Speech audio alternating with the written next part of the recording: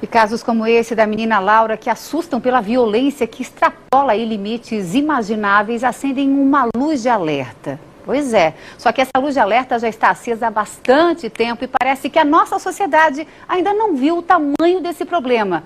Você, por exemplo, sabia que cerca de 150 pequenos brasileiros sofrem alguma agressão física todo dia? E algumas dessas crianças acabam morrendo de tanto apanhar. Só no ano passado, mais de 1.600 denúncias chegaram no Disque 100 aqui no nosso estado.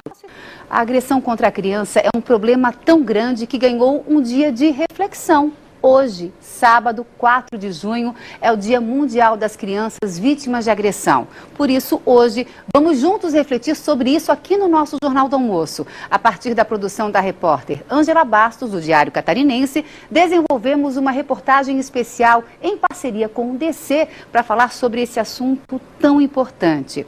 Porque os casos que nós vamos ver agora são reais e, infelizmente, são muito cruéis. E todos eles podem, às vezes, começar com uma palmada. Será mesmo que nós ainda temos espaço para uma realidade tão vergonhosa aqui na nossa sociedade? Uma vez, os irmãos encheram 3 copos com suco. Ora, se bebessem num mesmo copo, sujariam menos louça. Mas eram pequenos demais para calcular. O companheiro da mãe quis ensinar. Com um pedaço de cabo. Outro dia, o castigo levou 5 horas, até sangrar os joelhos. E teve uma noite em que as crianças demoraram a entender por que os pezinhos eram encharcados com acetona.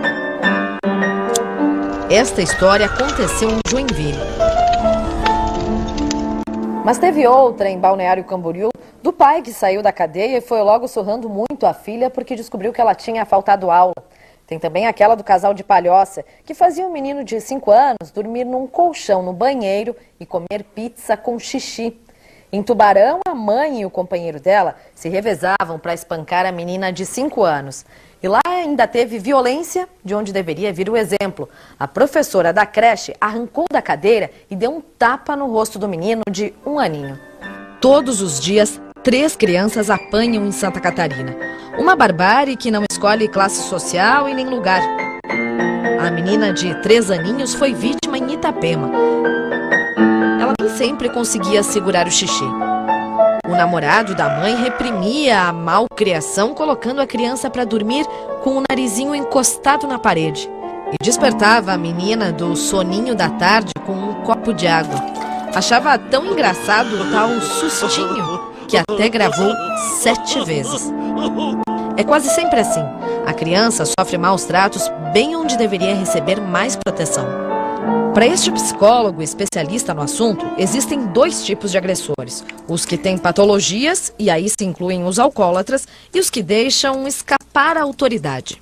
Você vai encontrar crianças, por exemplo, que depois de uma palmada, depois de 2 palmadas, vai desafiar o seu pai dizendo não doeu nada. Ora, se o pai já está começando a entrar também num processo de descontrole, de irritação, qual é a tendência natural? Então agora vai doer. E aí ele bate um pouco mais. Bater é perder a autoridade. Quase 300 crianças baixaram o hospital num único ano porque apanharam demais em Santa Catarina. É um trabalho de detetive para os médicos.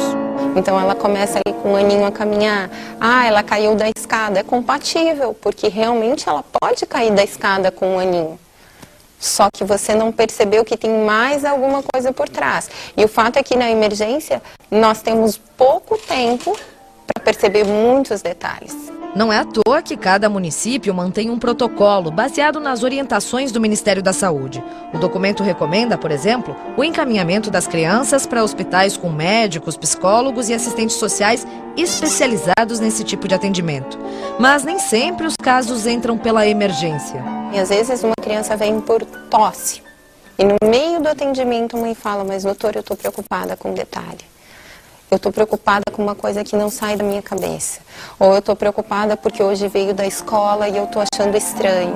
Para a médica é importante considerar os sinais. A criança agredida muda quando não entende como quem protege também agride. Você tem que conversar com o teu filho. Se você não tem sempre a mesma história e o comportamento do seu filho tá diferente, é porque alguma coisa está acontecendo. O teu bebezinho foi tranquilo para a escola, passou a noite irritado, ele não tá bem. Bebês não são a noite toda irritados. Geralmente quem denuncia é o próprio hospital, através das enfermeiras, a enfermagem, né? Ou o conselho tutelar. O perito policial, o perito criminal, ele vai até o hospital e faz a constatação, materializa as condições e após isso é formalizado um boletim de ocorrência onde se deflagra uma investigação. A delegacia de Florianópolis foi a que mais recebeu denúncias de maus tratos contra crianças e adolescentes no ano passado, seguida de Blumenau, São José, Criciúma e Joinville. No total, mais de 1000 casos chegaram às delegacias de Santa Catarina. E a polícia ainda acredita que, para cada caso denunciado, existam outros 10 no anonimato.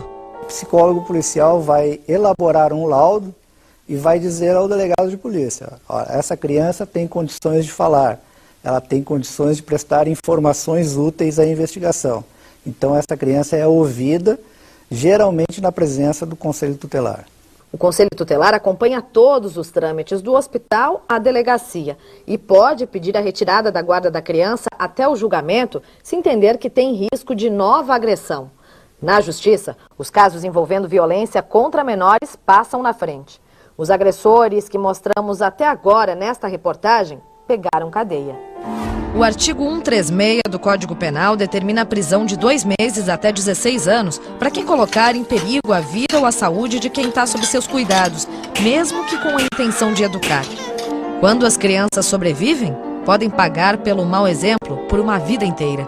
Ela vai ser uma criança que vai aprender que, se ela quiser aquele brinquedo, ela pode chegar lá e empurrar o outro. Quando então eu amar a minha namorada lá no futuro, bater nela então não vai ter problema, porque eu vou mostrar para ela que o meu bater, que o meu ciúme, que o meu ato violento com ela foi uma prova de amor.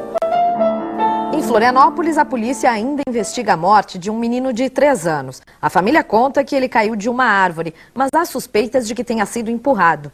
Em Balneário Camboriú e Jaraguá, 2 crianças desapareceram. Os delegados não descartam que elas tenham sido vítimas de violência.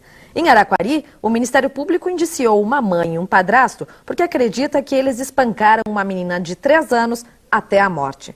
Novos casos aparecem a todo momento em todos os cantos do estado do nosso lado. Até 2030, o Brasil precisa erradicar a violência contra a criança. Está no acordo firmado na Organização das Nações Unidas com outros países. Violência que, inclusive, custa caro para o mundo. 7 trilhões de dólares por ano. É o que dizem as organizações envolvidas com os direitos das crianças. A minha presença na vida do meu filho e da minha filha, ela vai me dar uma autoridade. O meu modelo, a maneira como eu trato a minha esposa, a maneira como eu trato a eles, a maneira como eu trato o irmãozinho deles, é um modelo de autoridade. Se meus pais me bateram, eles fizeram aquilo que era possível, não cabe a mim agora julgá-los. O que cabe a mim hoje, em 2016, é pensar, existe uma outra maneira? Tem problema se eu superar, se eu aprimorar aquela educação que meus pais me deram, agora quem sabe educando de um jeito um pouco diferente?